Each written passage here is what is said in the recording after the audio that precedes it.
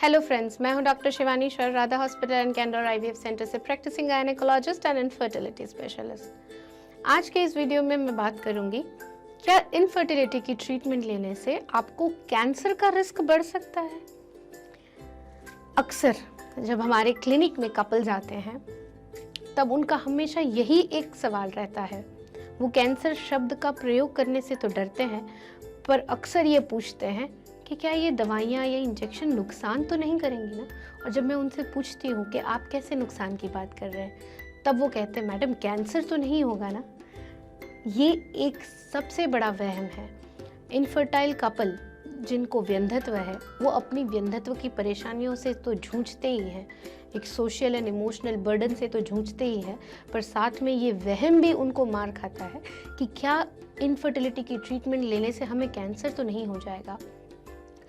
क्योंकि अभी ऑलमोस्ट सब कॉमन पब्लिक को पता है कि अगर आप फर्टिलिटी ट्रीटमेंट ले रहे हैं तो यानी आपको क्या तो कोई हार्मोन बढ़ाने की या कम करने की या बाहर से हार्मोनल सेक्स स्टेरॉइड्स हार्मोन्स दिए जाएंगे। और जैसा कि कॉमन पब्लिक को ये भी पता है कि इंडिया में सबसे पहले ओवेरियन कैंसर है, उसके बाद ब्रेस्ट कैंसर है, उसके बाद सर्वाइकल एंड एंडोमेट्रियल कैंसर है। ये 4 प्रकार के कैंसर है जो किसी भी विमेन का डेथ करने के काबिल है। वो इतने लीथल कैंसर्स हैं और अक्सर ये कैंसर विमेन को लेट स्टेजेस में पता चलते हैं। इनके सिम्टम्स 3rd या 4th ग्रेड ट्यूमर्स में पता चलते हैं। तो अक्सर उन्हें ये लगता है कि हम फर्टिलिटी की ट्रीटमेंट भी ले और कहीं ये ना हो कि हमें कैंसर हो जाए और हमारी आयुष कम हो जाए, हमारी लाइफ एक्सपेक्टेंसी कम हो जाए। पहले जैसे हमें पता है कि किसी भी तरह की फर्टिलिटी ट्रीटमेंट यानी अंडाशय से बीज बनाने की, बीज अलग करने की सारवार है जिसके लिए हार्मोन्स यूज होते हैं। चूँकि ओवेरियन कैंसर ऐसे लोगों में ज़्यादा पाए जाते हैं जिनको कई बार ओव्यूलेशन हुआ हो, तो हमें अक्सर ये डर बना रहता है कि क्लोमिफेन सिट्रेट जैसी दवाइयाँ की जो मल्टीपल ओव्यूलेशन करती है या गोनाडोट्रोपिन के इंजेक्शंस जो मल्टीपल ओव्यूलेशन करते हैं, क्या वो कैंसर का रिस्क भी बढ़ा देंगे। बहुत सालों की रिसर्च के बाद एक कोहॉर्ट स्टडी की गई है और ये पता लगाया गया है कि कैंसर का रिस्क इनफर्टिलिटी की ट्रीटमेंट लेने वाले कपल्स में, विमेन्स में नहीं देखा गया है। उसका कोई इंक्रीज्ड रिस्क नहीं है। ऐसा नहीं है कि आपने इनफर्टिलिटी की ट्रीटमेंट ली और आपको कैंसर का रिस्क भी बढ़ गया हो। और ये बहुत सालों के बाद रिसर्च हुआ है। रिसेंट रिसर्च इजराइल में हुआ है और इजराइल की कोहॉर्ट स्टडी से ये बताया गया है ना तो ओवेरियन कैंसर का रिस्क बढ़ा है, ना तो बॉर्डर लाइन ट्यूमर्स का रिस्क बढ़ा है, ना तो ब्रेस्ट कैंसर का रिस्क बढ़ा है और ना ही एंडोमेट्रियल कैंसर का रिस्क बढ़ा है। सर्वाइकल कैंसर तो वैसे भी हार्मोनल इंजेक्शंस की वजह से नहीं ही होते हैं। तो आप लोगों को ये वहम दिमाग में से निकाल देने की ज़रूरत है, because it is scientifically proven और एक डॉक्टर कॉन्फिडेंटली आपको बोल सकता है कि इनफर्टिलिटी के इंजेक्शंस लेने की वजह से आपका कैंसर का रिस्क नहीं बढ़ता है। इसके लिए आपको समझना होगा कि कैंसर के रिस्क फैक्टर्स क्या क्या है। सबसे पहले हम बात करेंगे ओवेरियन कैंसर की। ओवेरियन कैंसर का सबसे बड़ा रिस्क फैक्टर जेनेटिक होता है, यानी आपकी 1st डिग्री रिलेटिव, आपकी मदर्स में या आपके सिस्टर्स में अगर कैंसर है, उनमें BRCA जीन पाया गया है तो आपको भी 50% चांस है कैंसर होने का। तो 35 इयर्स तक में आपको अपना ओवेरियन स्कैन कराना पड़ता है और 35 इयर्स के बाद अगर आपके 1st डिग्री रिलेटिव में ही कैंसर है तो डॉक्टर अक्सर आपको ओफ्रैक्टोमी की एडवाइस देते हैं या फिर रिपीटेड रेगुलर 1 ईयरली 2 ईयरली आपको स्कैन की एडवाइस देते हैं। सेकेंड रिस्क फैक्टर होता है हाई एनिमल फैट डाइट। आपका अगर पुअर न्यूट्रिशन है, डाइट खराब है, तो भी आपको ओवेरियन कैंसर हो सकता है। पेरिनियल टैग या डाउचिंग की आपको आदत है तो उसके जो कार्सिनोजेंस है वो असेंडिंग इन्फेक्शन के तौर में आपके ओवरीज में पहुंच सकते हैं और वो आपको ओवेरियन कैंसर का रिस्क बढ़ा सकते हैं। सबसे बड़ा व्यंधत्व, इनफर्टिलिटी, नलीपैरिटी, ये सबसे बड़ा कारण है। Nulliparity is the biggest reason for ovarian cancer, यानी फर्टिलिटी की ट्रीटमेंट रखने से आपको कैंसर नहीं होता। ओवेरियन कैंसर को कम उन महिलाओं में देखा गया है कि जिनकी पास 1 से 2 या उससे ज़्यादा बच्चे हैं। जैसे जैसे उनके पास होने वाले बच्चों की संख्या बढ़ी है, ओवेरियन कैंसर का रिस्क अपने आप कम हुआ है। क्यों? क्योंकि ये सारे cancers, ovarian cancer, breast cancer, cervical cancer, endometrial cancer, ये सब कैंसर है ये हार्मोन डिपेंडेंट है। जब आपकी बॉडी में प्रेगनेंसी रुकती है तो आपकी बॉडी में प्रोजेस्टेरोन हार्मोन इंक्रीज होता है और इसकी वजह से आपका कैंसर का रिस्क अपने आप डिक्रीज हो जाता है।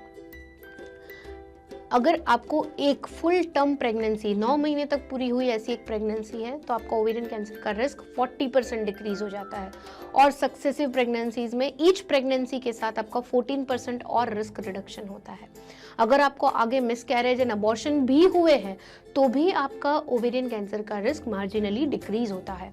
तो फर्टिलिटी की ट्रीटमेंट लेने से अगर आपकी संतानहीनता दूर होती है, आपको प्रेगनेंसी रुकती है, तो आप समझिए आपके बॉडी में प्रोजेस्टेरोन हार्मोन इंक्रीज होता है और इसकी वजह से आपका अपने आप ओवेरियन कैंसर का रिस्क कम हो जाता है।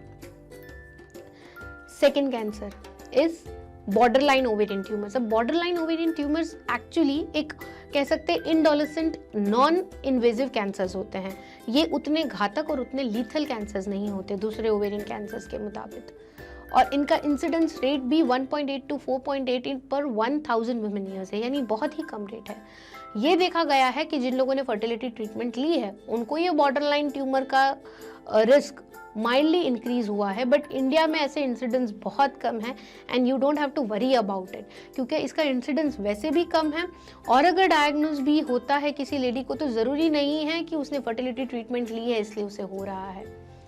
Third cancer is endometrial cancer. Endometrial cancer यानी गर्भाशय की अंदर की दीवार का कैंसर। ये बहुत ज़्यादा इन्वेजिव कैंसर है और ये जल्दी से स्प्रेड होने वाला कैंसर है। ये कैंसर होने के पहले रिस्क फैक्टर्स कौन से हैं? अगेन नलीपैरिटी यानी आपको कोई भी बच्चा नहीं है, अनअपोज्ड एस्ट्रोजन हार्मोन आपकी बॉडी में बन रहा है, for example diabetes, hypertension, PCOS rather not OD, PCOS अगर पॉलीसिस्टिक ओवेरियन सिंड्रोम है आपके बॉडी में फुल ब्लोन और आप अपना ध्यान नहीं रख रहे हैं, आप वजन नहीं कम कर रहे हैं, आप रेगुलर मेंसेस में नहीं आ रहे हैं, आप डॉक्टर की एडवाइस फॉलो नहीं कर रहे हैं तो आप अपने आप अपना रिस्क बढ़ा रहे हैं एंडोमेट्रियल कैंसर के लिए।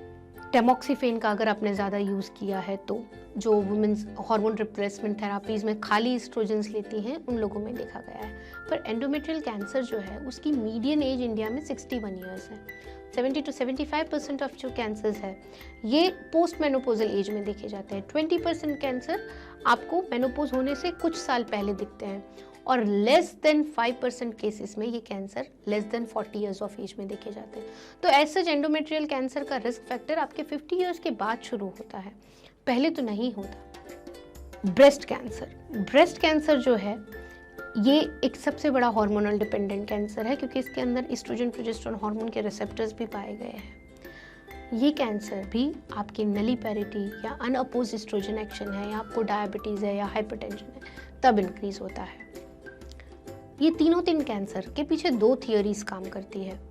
एक है theory of incessant ovulation by Fathalla, यानी जिस महिला को जितनी ज़्यादा बार ओव्यूलेशन होगा, अनकंट्रोल्ड ओव्यूलेशन होगा, उनको रिस्क फैक्टर बढ़ा है कैंसर्स का। और फर्टिलिटी ट्रीटमेंट लेने के बाद आपका ओव्यूलेशन घट जाता है। क्यों? क्योंकि आप प्रेग्नेंट हो जाते हो तो प्रोजेस्टेरोन हार्मोन की वजह से आपका ओव्यूलेशन अपने आप सप्रेस होता है। सेकेंड थियोरी है एक्सेस ऑफ गोनेडोट्रोपिन। आपकी बॉडी में बहुत ज़्यादा हार्मोन्स है पर आपकी ओवरीज उसको रिस्पॉन्ड अच्छे से नहीं कर रही, यूट्रस अच्छे से रिस्पॉन्ड नहीं करता है, तब आपको कैंसर का रिस्क बढ़ता है। फर्टिलिटी ट्रीटमेंट में आपकी ओवरीज को रिस्पॉन्सिव बनाया जाता है, आपके एंडोमेट्रियम को रिस्पॉन्सिव बनाया जाता है, तो ये अपने आप आपके कैंसर के रिस्क को कम करता है। ये चीज़ समझनी बहुत ज़रूरी है कि संतानहीनता की ट्रीटमेंट नहीं पर संतानहीनता खुद में ही एक सबसे बड़ा रिस्क फैक्टर है इन तीनों कैंसर का। तो आपको फर्टिलिटी की ट्रीटमेंट बेफिक्र होकर शुरू कर देनी चाहिए ये कैंसर के बारे में सोचे बिना, क्योंकि फर्टिलिटी की ट्रीटमेंट से आपको बेनिफिट होगा और आपका रिस्क कैंसर के लिए डिक्रीज होगा। आशा करती हूँ इस वीडियो में आपको कैंसर्स और फर्टिलिटी की ट्रीटमेंट को लेके जो भी प्रश्न थे उसका मैंने जवाब दिया है। अगर आप इससे ज़्यादा किसी भी प्रश्न से जूझ रहे हैं और आप पूछना चाहते हैं तो नीचे के कमेंट बॉक्स में ज़रूर से लिख भेजिए। Again I will repeat one thing, infertility per se is a risk factor for cancers rather than the treatment for infertility. संतानहीनता ही अपने आप में कैंसर का एक बड़ा कारण है बजाय कि संतानहीनता की ट्रीटमेंट। प्लीज़ बेफिक्र होकर अपनी ट्रीटमेंट कराइए, चाहे वो क्लोमिफेन सिट्रेट या लेट्रोजोल हो, चाहे वो गोनेडोट्रोपिन इंजेक्शंस हो, चाहे वो IUI हो, चाहे वो IVF हो. We would like to see you become parents soon rather than suffering from cancers. Thank you.